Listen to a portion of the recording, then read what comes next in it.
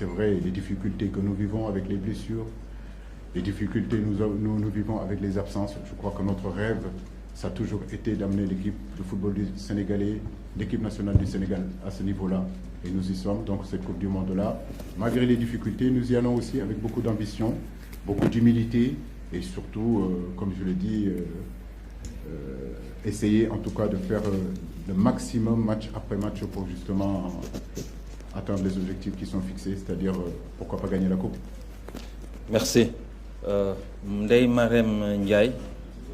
Bonjour coach, bonjour tout le monde. Ma question est de savoir comment, si toutefois Sadio Mané se... Vous m'entendez? Oui, éloigne le micro parce que ça... Oui. D'accord. Alors, si toutefois Sadio Mané serait forfait, on ne le souhaite pas, comment comptez-vous organiser l'attaque sénégalaise? Écoutez, perdre Sadio Mané, ce n'est pas quelque chose de mince pour un entraîneur, pour l'équipe. Je dirais même pour le football africain. Aujourd'hui, on n'a pas envie d'y penser, mais forcément, on est obligé d'anticiper au cas où Sadio Mané serait absent. Mais pour l'instant, comme je vous l'ai dit, on a encore le temps devant nous. Je n'ai pas envie de parler d'absence de Sadio Mané, même si au fond de ma tête, j'essaie de m'y préparer. Nous donnerons les moyens, en tout cas, de pouvoir récupérer Sadio. Effectivement, on a encore une dizaine de jours devant nous qui nous permettra de voir est-ce que l'évolution de cette blessure continue à se cicatriser ou effectivement il faut changer de joueur. Mais pour l'instant, il n'est pas question de changer quoi que ce soit. On garde les 26 jours qui sont là. Nous verrons au fur et à mesure des jours et des semaines. Merci. Fatima Silla. Bonjour tout le monde. Bonjour coach. Ma question c'est par rapport à votre personne. C'est votre troisième Coupe du Monde. Vous l'avez joué en tant que joueur. Vous l'avez fait en tant que joueur. Là, vous y allez en tant que coach pour la deuxième fois consécutive. Qu'est-ce que ça représente personnellement pour vous? Qu'est-ce que ça vous fait? Merci. Merci Fatima. Une fierté parce que tout petit, j'ai toujours rêvé de jouer une Coupe du Monde et gagner une Coupe du Monde. À l'époque, je ne connaissais pas beaucoup la Coupe d'Afrique. Comme tout garçon aujourd'hui du Sénégal, issu aujourd'hui de ce pays-là, la première chose que vous entendez les garçons, c'est j'ai envie d'être international, j'ai envie d'aller à la Coupe du Monde, j'ai envie de gagner la Coupe du Monde. Donc je suis très fier de ce parcours-là, étant capitaine de l'équipe nationale en 2002, ayant la chance aujourd'hui d'amener cette équipe-là 2 fois à la Coupe du Monde, c'est une vraie fierté. Mais cela ne pouvait pas se faire aussi avec le staff, les joueurs, tous les gens qui sont à côté, la fédération qui m'a donné la possibilité de pouvoir faire mon travail. Donc c'est un travail d'ensemble. Et aujourd'hui, je remercie tous les gens qui ont contribué à ça. Merci. Raj Papadien, Sud FM. Merci Kada et bonjour. Merci. Bonjour coach. Bonjour cher Sec, président chargé des équipes nationales. Bonjour Victor, secrétaire général de la fédération. Coach, je ne vais pas vous poser de questions. Vous avez répondu presque à toutes les questions qui vous seront posées dans cette salle, puisque c'est la 3e participation du Sénégal à la Coupe du Monde. Mais plutôt des encouragements et des accompagnements pour avoir atteint les objectifs continentaux. Nous vous souhaitons une bonne participation en vue d'atteindre nos ambitions mondiales. Je vous remercie. Merci beaucoup. Ça me fait chaud au cœur. Nous espérons être dignes justement des espoirs que vous posez sur nous. Et avec vos prières, Inch'Allah, on sera capable d'aller encore plus loin. Merci beaucoup. Merci. Merci. Thierno Diallo, Atlantic FM. Bonjour coach. Bonjour M. Kaba. Bonjour président Sec. Bonjour M. Victor. Bonjour coach. Ce n'est pas une question, mais c'est une information que je tiens à vous rappeler. Que les Pays-Bas dont nous jouons aujourd'hui notre premier match est une équipe spécialiste du 3-5-2. Ils ont joué au moins 15 matchs, ils n'ont pas eu de défaite, ils ont eu 12 victoires et 3 matchs nuls. J'aimerais savoir où en êtes-vous pour pouvoir contrer ce système de jeu qui fait le bonheur des Hollandais. Vous rappelez, les Hollandais ont 75% de possession de balles avec ce système-là. Êtes-vous prêt maintenant à réaliser le vœu le plus cher des Sénégalais, c'est de battre la Hollande avec une contradiction de leur système? La deuxième chose, c'est que je vous félicite et vous rappelle que vous êtes champion d'Afrique. Que le Sénégal ne rencontre pas 64 équipes, mais 7 équipes pour gagner la Coupe du Monde. Merci. Merci beaucoup. Merci beaucoup.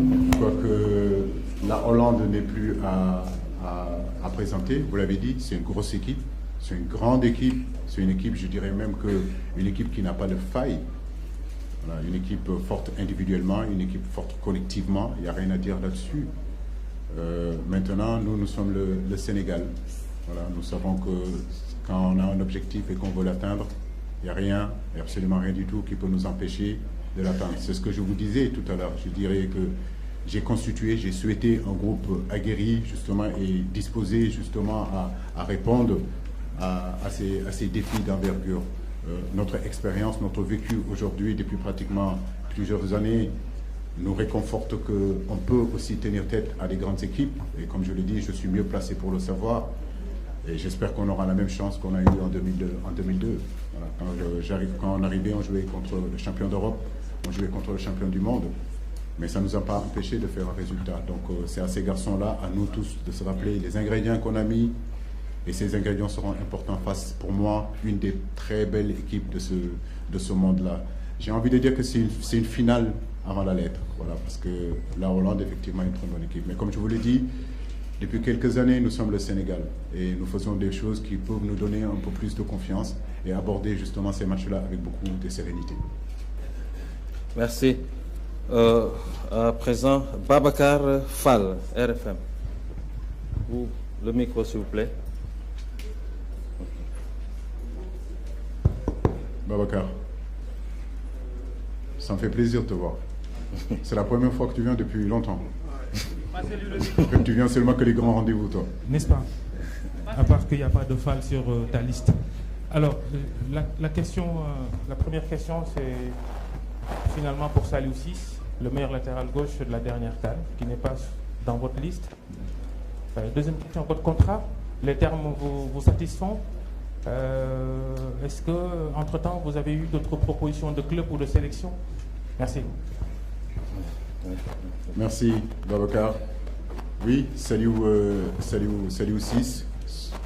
Depuis 7 ans que je suis là, j'ai des décisions douloureuses, des décisions difficiles que je dois prendre. Le cas de Saliou en fait partie. Mais vous savez, aujourd'hui, l'équipe nationale du Sénégal aussi a atteint un certain niveau qui fait que nous devons être très attentifs sur les critères de non-sélection. Aujourd'hui, il est difficile de sélectionner un joueur qui n'a pas de club. Je sais que sa situation est difficile, mais depuis le départ, en fait, on est avec lui. Je n'ai aucun doute qu'il reviendra dans cette sélection-là quand sa situation se réglera. Mais il est très important aujourd'hui d'envoyer un signal fort à tous les autres joueurs aussi sénégalais que pour venir dans cette équipe nationale-là, il y a quand même des critères à remplir. Et ces critères-là, en réalité, en premier, c'est d'abord avoir un club. Et ça, c'est pour le respect justement et le professionnalisme, le respect que nous avons pour Saliou et surtout le respect que nous avons pour l'institution qu'est la Fédération sénégalaise de football, qu'un joueur qui n'a pas de club ne peut être sélectionné nulle part dans cette institution-là. Voilà. Maintenant, la deuxième question, c'est le contrat. Je pense que ma nature, elle n'est pas sur un contrat signé, mais c'est surtout sur la parole donnée et le coup de main qu'on se donne. Et je crois que c'est ça qui est important. Je crois qu'en contrat, vous avez des bons avocats, vous essayez de trouver vous pouvez toujours trouver des problèmes dans ce contrat-là. Mais je crois que la parole donnée et la main serrée, je crois que c'est surtout ça qui est important. Et j'ai senti vraiment les gens qui m'ont fait signer ce contrat-là, j'ai senti leur parole, j'ai senti aussi leur droiture et leur honnêteté. À partir de là, il n'y a pas à vérifier quoi que ce soit. Je pense que la parole donnée est beaucoup plus importante qu'un contrat signé. Oui, bien sûr, parce que quand vous êtes aujourd'hui sélectionneur, c'est comme joueur. Mais comme je l'ai dit, je suis très bien ici au Sénégal. Voilà, j'ai un travail à terminer et qu'il n'y ait pas de mélange il y a un boulot ici que je dois finir et ce boulot-là doit finir justement, Inch'Allah, en 2024 et on continuera à faire et à œuvrer, à faire tout ce qu'on peut pour justement aider notre pays, aider notre continent à aller de l'avant. Merci. Grégoire.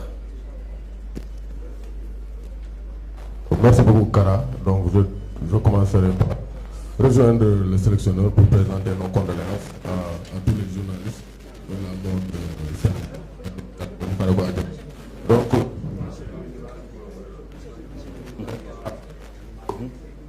allez-y. Voilà, je ne vais pas me présenter sur la liste. Mais tout le monde parle des Pays-Bas. Mais rappelons-nous en 2018, on a battu la Pologne qui était. Grégoire, watch le micro. Voilà. Bàyyi le micro. Grégoire, base bi dafa bëri quoi waxal sans. Génn ci baat bi. waaw.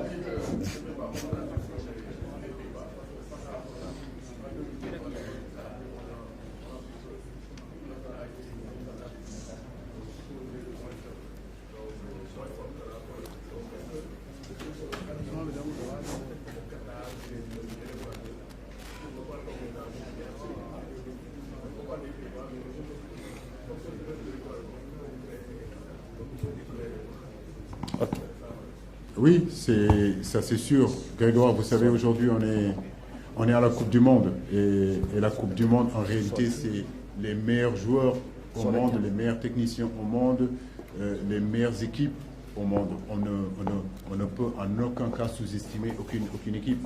Toutes les équipes qui sont venues ici, toutes les équipes qui sont là, c'est parce que tout simplement ils ont bataillé dur pour être là, éliminer d'autres grosses écuries pour être là.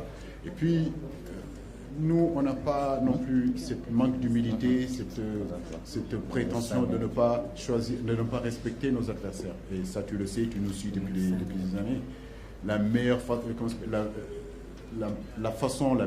dont nous devons préparer nos matchs, c'est ce qu'on va faire, que ce soit une grosse équipe, une soi-disant grosse équipe ou bien une petite équipe. Nous, tous les matchs sont importants. Mon staff et moi, les joueurs, tous, on est aujourd'hui prêt à respecter ces trois équipes-là. Mais comme je l'ai dit, on ira là-bas sans complexe d'infériorité.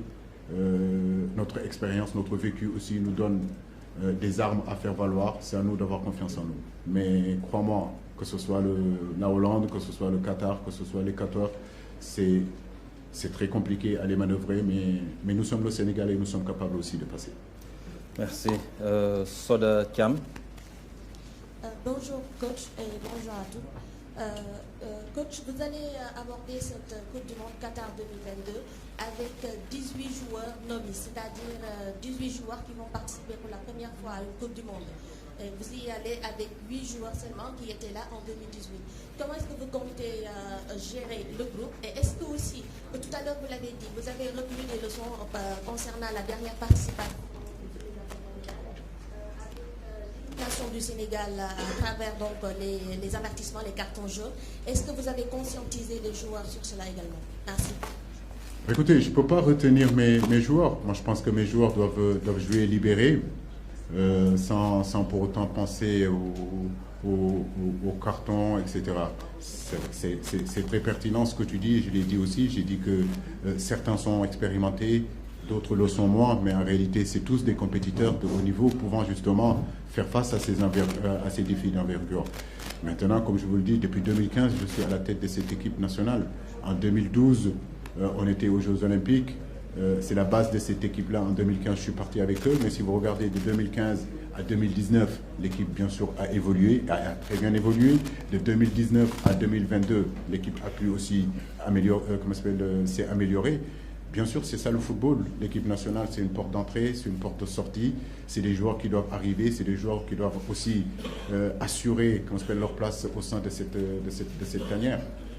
La blessure de Bonassar, je n'y peux rien.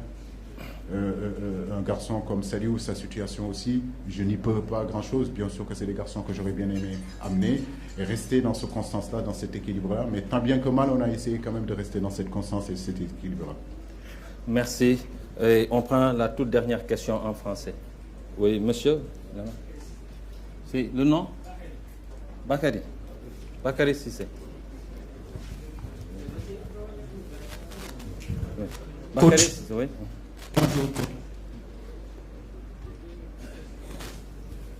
Oui, allez-y, Bakary. Oui, Bakary, allez-y. Coach, le micro. Je suis tout à l'heure à faire un peu de calcul par rapport à votre liste. Et j'ai constaté que vous avez gardé 96% de l'ossature qui était à la Coupe du Monde, à la Coupe d'Afrique plutôt, avec des certitudes et des acquis. Aujourd'hui, que l'équipe du Sénégal ne joue pas de match amical avant le début de la compétition, n'êtes-vous pas inquiet de subir des perturbations dans votre organisation si on sait qu'il y a beaucoup de joueurs qui ont subi ça et là des petits coups dernièrement? Je veux parler de Abdou Diallo, Kalidou Koulibaly, et surtout Sadio Mané. Merci. Ma deuxième question, s'il vous plaît, elle est relative à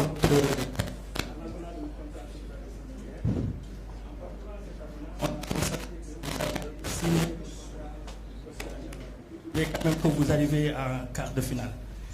Ne pouvez pas éviter cela ne constitue pas un piège qu'il fallait éviter si on sait que depuis 2015 jusqu'ici vous avez atteint tous vos objectifs.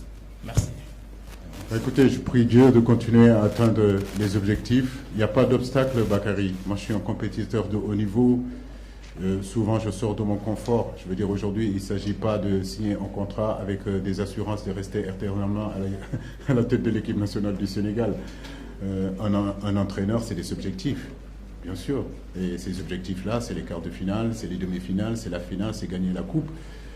Vous oubliez que je suis le seul entraîneur qu'on a assigné l'objectif d'aller gagner une coupe au monde, d'aller chercher une coupe. Donc, c'est mon quotidien. Donc, ça ne me cause aucun problème. Voilà, je suis quelqu'un d'ambitieux et je veux que mon équipe soit ambitieuse.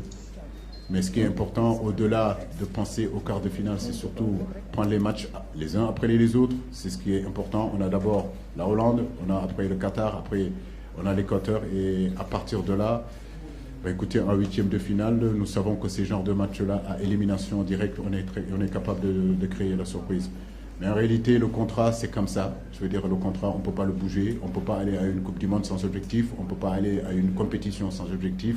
C'est valable pour moi, c'est valable pour tous les 31 entraîneurs qui sont de l'autre côté. Donc ça, c'est zéro problème. Maintenant, concernant la blessure et les manques de matchs de préparation juste avant la compétition, c'est comme ça que je l'ai voulu avec mon staff. On n'a pas voulu mettre un match entre le 14 et le 24 parce qu'il y a beaucoup vous avez vu les blessures qu'il y a, donc on ne va pas prendre le risque encore de nous mettre en danger en mettant un match à quelques jours de notre premier match. On a préféré vraiment garder et optimiser cette semaine-là pour pouvoir justement travailler et bien travailler avec notre groupe pour mieux préparer justement cette Coupe du Monde et notamment notre premier match contre la Hollande. Merci, coach. Nous avons largement empiété sur la partie Wolof. C'est la raison pour laquelle, la partie Wolof, c'est la raison pour laquelle la question que le président Abdoulaye Thiam voulait poser, vous allez la poser en Wolof, s'il vous plaît. Et on enchaîne. C'est bon, d'accord. Donc, les ñu tambali Wolof bi, buñ la dalalé ba paré coach, dañuy teunk rek yenn laaj yi nga xamné suñu natango yi laaj nañ ko fi légui. Waaw balaa ñuy def waaw les nouvelles de Sadio puisque yow yaa ko laaj woon moom moo ko loon Sénégal yëpp bëgg nañ xam Sadio Mané mbiram fan la toll fu nekk nii. waaw di leen remercier yéen ñëpp di leen sant bu baax si seen teewaay tey ci conférence de presse bi di wax Sénégalais yi fépp fu ñu mënta nekk seen i doom seen i rakk ñu ngi waajal tey coupe du monde bi di sàkku ñaan ci Sénégalais yëpp fépp fu ñu mënta nekk. ñu ñaanal ñu fu ñu jëm noonu yàlla may ñu fa ndam comme ni ñu ko mayee ci Égypte ci barke Muhammad Rasulullah sallallahu alayhi wa sallam te xam naa ni que Sénégal mën nañ ko ay borom baax a dëkk ci dëkk bi waaw te xam naa ni boo leen ñu ñaanalee incha allah fu ñu bëgg a dem dinañ fa egg. Première question bi mooy situation Sadio Mané mais d'abord situation liste bi comme ni ngeen ko xamee liste boo xam ne la mën naa wax ni que maanaam ci continuité nañ nekk ci liste boobu boo leen xoolee liste bi am na ay joueurs yoo xam ne joueurs yu expérimenté nañu mais moo am ay joueurs yoo xam ne tamit ay xale nañu mais xale yooyu yëpp muy ak joueurs yu expérimenté yëpp mën naa wax ni que ay compétiteurs nañu lu tax ñu jël leen parce que am na loo xam ne gis nañ ko ci ñoom loo xam ne bu ñu leen indee dinañu jàppale pour que objectif yi nga xam ne bëgg nañ ko atteindre ñu atteindre ko. xam naa ni nag blessure Sadio Mané bi doon la loo xam ne jaaxal na Sénégal yi yëpp jaaxal na askanu Sénégal yëpp jaaxal na même Afrique yëpp monde bi sax ñëpp a ngi laajte ci ban situation la nekk. ñu ngi dalal ñëpp di leen wax ni que nañu dal nañ ko ñaanal am nañu yaakaar ni que dinañu ñëw rejoindre xëy na au départ dafa mënta nekk parce que dafa am ay examen yoo xam ne mu ngi koy def ñu xaar ba semaine prochaine dina am yeneen examen yoo xam ne dinañ ko def ñu am yaakaar ni que xëy na fileek suñu ñetti match yi incha allah dinañu ñëw rejoindre waaye fu mu nekk nii daal ñu préféré ko bàyyi ko club am mu continuer di liggéey foofu. Et puis après par la suite ñu xool na nañu war a def ak moom mais une chose est sûre mooy que mu ngi ci liste bi dafa amoon importance ci man pour que justement ñu bàyyi ko ci liste bi. am na beneen laaj bu newoon maanaam coupe du monde bi ban tolluwaay la am ci yow. waaw mais tolluwaay bu am solo lu tax tey sama ñetteelu coupe du monde la ñaar yoo xam ne en tant que entraîneur benn bi en tant que capitaine. mais di si sant yàlla bu baax a baax comme ni ma ko waxee rek tey su ma tolloo fii egg fu ma egg nii c'est parce que justement dama am ay nit am ay mbokk am ay xarit am ay am di jàmm di sant tamit fédération bi waaw si yaakaar bu ñu am ci man ci confiance bu ñu ma teg depuis may egg si fii ci équipe bi ba léegi di si sant yàlla bu baax donc coupe du monde bu am importance la di ñaan yàlla daal ñu dem si bismillahi rahmaani rahim yàlla may ñu fa ndam ñu ñibbi si fii indi fi ndam li soobu yàlla.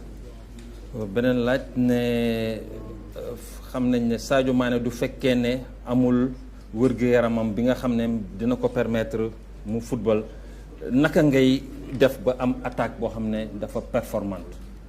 waaw mais am na yeneen joueurs yu fi nekk gaa moom Sadio Mané remplacé ko doo xam ne lu yomb la waaye am na ay joueurs yoo xam ne tamit je crois que tey Sadio bu fi nekkul ñoom ñoo war a tamit wane seen kéemtalaay kattan wane ni que mën nañu tamit ñoom. def lu ñu war a def ci terrain bi pour que justement ba écoute absence su cas Sadio Mané boobu ba ñu mën ko remplir comme ni ma leen ko waxee Sadio bokk na si suñu joueurs yoo xam ne ñoo gën a xarañ ci suñu équipe bi tey mën naa wax ni que bokk na ci joueurs yoo xam ne ñoo gën a xarañ ci àdduna bi tey situation bu mu nekkee nii vraiment ñu koy naqarul bu baax a baax parce que xam naa ni bëggoon na bokk ci groupe bi. tey lu ko dal nii xam naa ne lu métti la donc suñu xalaat yëpp a ngi ci moom ñu ngi koy ñaanal souvent nit ñi dañuy wax équipe bi mais dañuy fàtte ni tamit ni que joueur bi tamit mu ngi koy naqarlu bu baax donc nañ ko ñaanal rek mu yàlla may ko wér mu dellu si bu baax a baax. nee nañ ñëpp xam nañ ne équipe bu Hollande bi nga xam ne da ngay dajeek moom xareñ nañ lool naka ngay préparé wu pour mun leen daan. waaw Hollande moom kenn du ko présenté ñëpp xam nañu équipe boobu mën naa wax ne que équipe boobu daanaka bu amul fay la équipe bu fort la individuellement équipe bu fort la collectivement am nañu expérience am nañu vécu bu dee tey mën naa wax ni que ci équipe yu fa nekk yëpp am na équipe boo xam ne mën nañ ko xaaree final Hollande bokk na si mën naa wax ni que suñu match contre Hollande final la sax avant la lettre. waaye comme nu ma leen ko waxee tamit ci kalama nasaraan rek ñun ñooy Sénégal ñun ñooy waa Sénégal am na jaloore yoo xam ne def nañ ko fi tamit ci Coupe d'Afrique bi am na expérience boo xam ne am nañ ko tamit 2018 ak différentes CAN yoo xam ne yàlla def nañ ko foog naa expérience boobu tey war nañu mën a may que n'importe quelle équipe boo xam ne taxaw na suñu kam rek mën nañu jàmbaarloo ak ñoom. waaw beneen laaj mbiru Saliou Ciss lan moo tax jëluloo ko. waaw football sénégalais dafa dem nekk ci benn niveau boo xam ne niveau boobu tamit dañu war a xoolaat suñu joueurs yi nan nañ leen di wooyee pour woo footballeur ci équipe nationale dafa am ay critères dafa am ay charte yooyu mooy d'abord nga am club yàlla dafa def nit ni que Saliou Ciss amul club donc par respect bu ma am ci Saliou en tant que professionnel bu mu doon par respect tamit bu mu tudd ci kër gi nga xam ne moom laa nekk muy fédération sénégalaise de football mënuma jël joueur boo xam ne amul club xam naa bu baax Saliou lu mu apporté ci équipe nationale bi bokk na ci samay cadre tey ci ay difficulté la nekk te muy fédération bi muy ñun ñi nga xam ne ñooy ay entraîneurs bi ñun ñëpp ci ginnaawam di yaakaar ni que en tout cas dina dellu si waat situation bu réglé incha allah. beneen laaj ne équipe bi seetlu nañ ne juróom-ñett joueur rek ñoo fi am expérience bi mën a wax puisque ñoo fi joué woon benn coupe du monde à part loolu fukk joueur ak juróom-ñett yëpp ay joueurs yu ndaw lañ ay xale yoo xam ne amuñu expérience boobu loolu naka ngay mën a lijjantee loolu. Kara jour bu ndaw amatul damay dégg sama gars yi sama xarit yi sama copain bay naan mbër bu ndaw amatul ci arène bi fii mbër bu ndaw newatul fii donc mun naa wax ni que effectivement am na ay joueurs yoo xam ne am nañu expérience bu bëri ñoo xam ne def nañu ñetti CAN wala ñeenti CAN wala ñaari ñu seen ñaareelu coupe du monde bi. mais je crois que lu gën a am solo surtout mooy que xale yi nga xam ne ñu ngi ñëw ñu bees nañu ay compétiteurs de haut niveau nañu ñoom tamit si seen i bopp si seen i yaram si seen mentalité préparé nañu justement pour genre échéance yu mel nii genre combat yu mel nii genre compétition yu mel nii si plan boobu awma si benn sikki sàkk xam naa ni seen manque d'expérience dinañ ko combler ak justement seen motivation ak seen amour boo xam ne am nañ ko ci drapeau réew mi. waaw Mbaye Sène.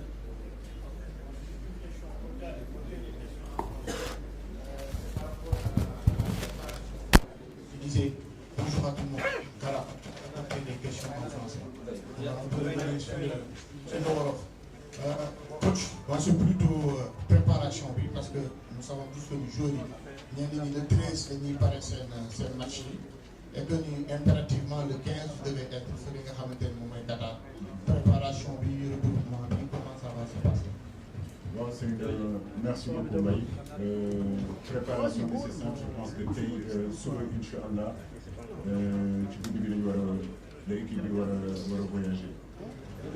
mënuma xaar que dañu am ñaar wala ñeenti jours yoo xam ne muy Ismaïla Jacob, Crépin Diatta, Pape Gueye ak Bamba ñoo war a jouer dimanche Boulaye ak Pape Abou Cissé mooy foog naa 5-6 jours yoo xam ne ñoom normalement ñun mënuñ leen xaar donc la ñu décidé ak fédération bi mooy que l'ensemble du groupe bu disponible rek ñu dañuy voyager dem c'est-à-dire que quitter Paris le 13 mën a egg foofu le 13 justement le 14 ñu commencé entraînement yi yeneen joueurs yoo xam ne ñoom dañu war a jouer dimanche soir nga xam ne équipe bi mënu leen yóbbu vol spécial bi mënu leen yóbbu ñu ngi xool ak team manager bi nga xam ne mooy Lamine Diatta nan lañ mën a xool pour que ñoom ñu jël seen avion à partir de leur club pour que ñu mën ñu rejoindre fële Qatar.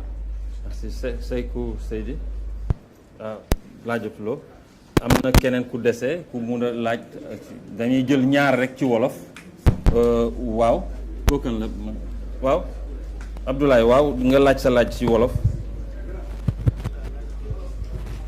jox ko micro bi. Bonjour tout le monde lu ma bëggoon a laaj coach c'est par rapport ak préparation bi ba tey. Abdoulaye mun nga yëkkati kàddu bi mun nga wax. par rapport ak préparation bi ba tey ndax gis nañ ni boo leen di dem coupe du monde dafa am lu muy laaj dafa am disposition yi ñuy jël mooy ci fédération bi mooy ci ñi nga xam ne ñoom ñooy ministère bi est-ce que tey jox nañ la ay garantie yu wér ni boo demee ca coupe du monde ba ca Qatar. doo am ay problème par rapport ak logement hôtel wala li nga xam ne moom mooy seen disposition yi ngeen jël parce que tamit loolu c'est important par rapport ak état d'esprit li nga xam ne moom mooy équipe gars yi ngeen baal déglu leen ko waaye déglu leen ko ci fu ñuy fubalee ca la ñuy jafe mooy ci fu ñuy loger est-ce que Sénégal tey moom mu ci disposition boo xam ne du am jafe-jafe yooyu merci jërëjëf waaw mais loolu xam nga football moom day football day évoluer réalité yu fi amoon ci année yële passé bu doon sax am na je pense que réalité yooyu léegi changé na léegi je pense que am nañu ay mission de prospection boo suivre tuuti suñu délégation bi dañuy def bi ñu qualifié ba léegi mën naa wax ni que Qatar dem nañ fa au moins 5 ou 6 fois justement dem xool suñu dëkkuwaay foofu dem xool suñu terrain d'entraînement yi dem xool hébergement bi loolu yëpp na seen xel daal lépp la jaar na yoon xam naa ni que fédération fédéraux yëpp def nañ lépp seen lu ñu war a def kon ñaanal leen rek dem jàmm. joxal micro bi tur bi naka la. Dame Sarr. ñaata la.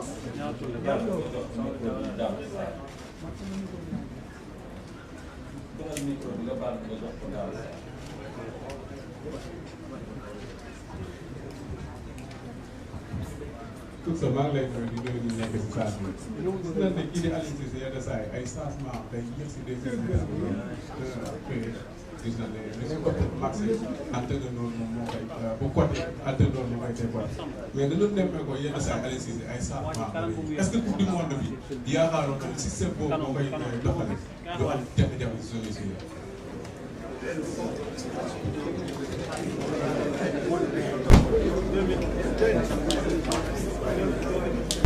Respecter. waaw tax déglu leen ngeen waaw déglu leen ngeen daal waaw. mais il faut respecter les questions des gens quand même. Hein? waaw moom question bi lay posé yéen ngeen posé seen question. nga dégg naa ko dégg naa tamit ñu ne changement yi day yéex mais dama leen di rappeler rek xam naa ne xale nga woon sax 2002 benn match rek laa lay jox Sénégal France ah waaw boobu xale nga waaw pourtant match waaw moo tax ma lay expliquer dama lay expliquer rek ni que match football hein changement c'est pas obligé d'accord voilà match football changement c'est obligation te changement tamit maa ko moom du yem ñu ne may wax lu may changer ak lu ma warul changer man maa xam lu nekk ci biir dëkk bi man maa xam lu nekk ci biir kër gi man maa xam joueurs yi ci ban niveau lañu nekk man maa xam joueurs yi nan nañuy entraîner ak lan la stratégie bi ak équipe bi lu muy football lu mu soxla xam naa nag supporter yéen souvent da ngeen di nekk supporter joueur ngeen bëgg di gis joueur boobu muy débuter comprendre naa ko question bu am importance la parce que ñu bëri dañ koy poser tamit voilà c'est une question en fait boo xam ne il est important tamit ñu wax ko voilà comme noo ko posé noonu laa la koy répondre dama ne changement entraîneur moo ko moom te am na ay match yoo xam ne yaa ngi dégg soxla woo changement parce que li ngay gis dal na sa xel voilà donc du ma changer pour changer xam naa ne nag ku nekk am na joueur am ku nekk bëgg na joueur am commencé wala mu dugg wane lu mu war a def mais équipe nationale bi loolu xam ngeen bu njëkk ba dafa amoon ay fans club léegi gis ngeen fi ay fans club ah ñun bu ñu doon joué fans club fu nekk donc joueur bu dugg joué pour fans club am joueur boo dugalul fans club am dem ci télé bi ne lu tax dugalul yaa ngi fàttali ko loolu wala xale loolu waaw kon nag loolu moo fi nekk mais na sa xel dal ñun lépp lu ñuy def suñu kéem ci laaj kattan mooy que Sénégal tam ci kanam dégg waaw léegi benn kenn rek mooy la ñuy jox kàddu gi moom mu jeex kan la waaw malheureusement kenn waaw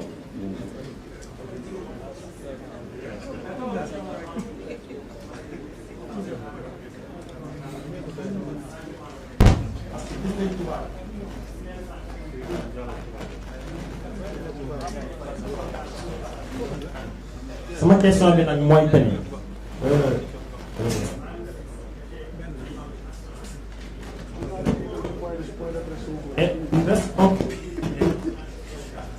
ñu gis ne Albert il s'entraînait avec la réserve du Barça ñu woo ko kon saa si gis naa ne mënoon nga ko woo sama deuxième question mooy que ni da ngeen di ñëw sa système bi da nga koy reproduire si Sadio Mané si on sait que les 80% de l'équipe nationale du Sénégal c'est Sadio Mané c'est lui qui dribble c'est lui qui donne des caviars et c'est lui qui marque est-ce que am na benn système boo xam ne pour ñu mën a gagner avant sur l'absence de Sadio Mané. waaw ñu déglu waay gars yi ñu déglu waay s'il vous plaît. waaw loolu tamit question la mais su ma demee si sa logique mooy que bu ñu dem coupe du monde Sadio Mané ne fi nañ toog non du loolu c'est vrai que Sadio impact am ci équipe bi xam nañ ko bu baax a baax waaye tamit ñi am yaakaar ni que le fait que néew fii ci début de stage bi xëy na loolu tamit mën na pousser yeneen joueurs yi tamit mën na pousser suñu équipe bi jox ñu tamit benn motivation boo xam ne pour jouer pour ñun mais jouer pour Sadio pour que mu mën a dellu si donc je crois que noonu laay gën a xoolee ak mbir mi benn entraîneur bëggul football sans son meilleur joueur entraîneur yoo gis yëpp ils veulent jouer ak seen meilleurs joueurs yi mais tey yàlla def nañu ko suñu meilleur joueur dafa feebar mais taxul ni que équipe nationale dafa war a taxaw il faut que tamit ñu uti yeneen solution justement pour que justement ñu préparer yeneen joueurs yu fi nekk pour que justement ñu défendre dignement la sélection de l'équipe nationale. léegi concernant Saliou Ciss comme ni ma la ko waxee lu nekk ci ticket muy entraîneur u Brésil nekkul ci man am na droit def ko am comme moom nu mu ko xalaatee ak moom nu mu ko bëggee suñu demande nationale je ne le crois pas parce que je pense que sénégalais yi tamit ñu ngi suivre équipe nationale sama diggante ak Saliou xam ngeen ko bu baax mais tamit comme nu ma leen ko waxee dafa am yoo xam ne tamit du si man rek dañuy def ay choix yoo xam ne choix yooyu bu subaa ëllëg bu ñu xoolee yeneen joueurs yi ñu am lan lañ leen di wax parce que tamit joueur bu amul club déjà premièrement lu may première question bu may posé mooy convocation am fan laa koy yóbbu fan laa koy yóbbu première question yi noonu mën nga ma si répondre.